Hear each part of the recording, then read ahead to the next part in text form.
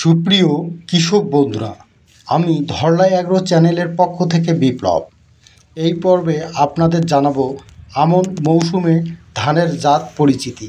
এই পর্বে বাংলাদেশ ও ভারতের জনপ্রিয় সিনজেন্টা কোম্পানির হাইব্রিড জাত সম্পর্কে, যে ধানটি আমন মৌসুমে ব্যাপক ফলন দিয়ে থাকে।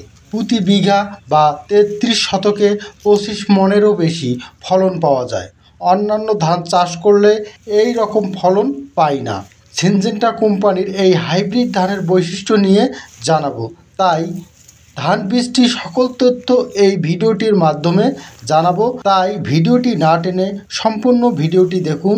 পুরো ভিডিওটি দেখলে বুঝতে পারবেন। তাহলে শুরু করা যাক মূল আলোচনায়।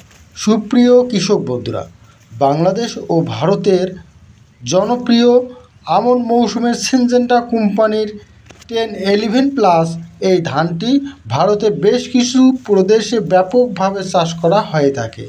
যেসব অঞ্চলে সিনজেন্টা কোম্পানির ধান চাষ করা হয় সেই সব অঞ্চলে চাষ করা হয় বেশি।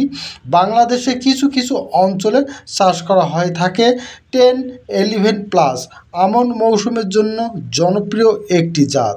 এখন আমরা এই ধানের কিছু বৈশিষ্ট্য এখন জানব। 1 নম্বর বৈশিষ্ট্য, এই ধানটি হচ্ছে বাতাস সহনশীল, সহজেই বাতাসে হেলে পড়ে না। অন্যান্য আমন ধানের জাতগুলো অল্প বাতাসে হেলে পড়ে, কিন্তু 1011+ হাইব্রিড জাতের এই ধানটি সহজেই হেলে পড়বে না।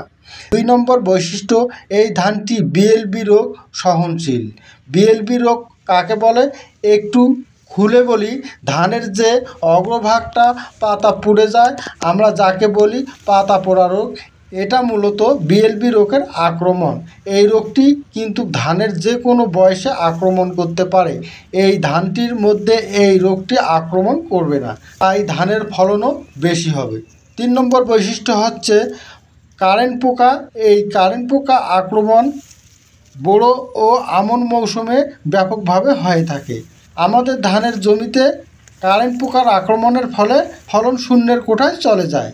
যাদের ধানের জমিতে পূর্বে যে কারেন্ট পোকার আক্রমণ হয়েছে, এই জমির খড় কিন্তু গবাদি পশুও খেতে চায় না, মনে হবে ধানের জমিতে বাজ পড়েছে। এই ধানটি কারেন্ট পোকার সহনশীল। 4 নম্বর বৈশিষ্ট্য, আমরা যাকে বলি লক্ষ্মীর গু। ধান পাকার সময় যে ধানে গুটি গুটি দাগ হয়ে থাকে, এটাকে লক্ষ্মীর গু বলা হয়। এটা মূলত ছত্রাকজনিত সমস্যা। মূলত এই ধানে এই রোগটি আর হয় না। 5 নম্বর বৈশিষ্ট্য, এই ধানের চাল মাঝারি চিকন, যার বাজার মূল্য অনেক বেশি ভালো পাওয়া যায়। এই ধানের ভাত প্রথম অবস্থায় আটালো হয়ে থাকে। মূলত এই হাইব্রিড ধানের ভাত ঝরঝরা হয় না। এই ধানের ফলন বেশি, তাই বাজার মূল্য বেশি, তাই বাজারে বিক্রি করে দিতে পারেন আপনারা। 6 নম্বর, এই ধানের জীবনকাল 140 থেকে 145 দিন। 7 নম্বর বৈশিষ্ট্য, ফলন বাংলাদেশি জমিগুলোতে 22 থেকে 25 মন ফলন পাওয়া যায়। সঠিক ব্যবস্থাপনা, বালাই প্রতিহত করতে পারলে, সুষম মাত্রায় সার প্রয়োগ করতে পারলে আপনারা সঠিক ফলনটি পাবেন। প্রতি বিঘা জমির জন্য 1 কেজি একটা প্যাকেট, প্রতি গোছায় 1টি করে ধান দিবেন, তাহলে আর লাগবে না।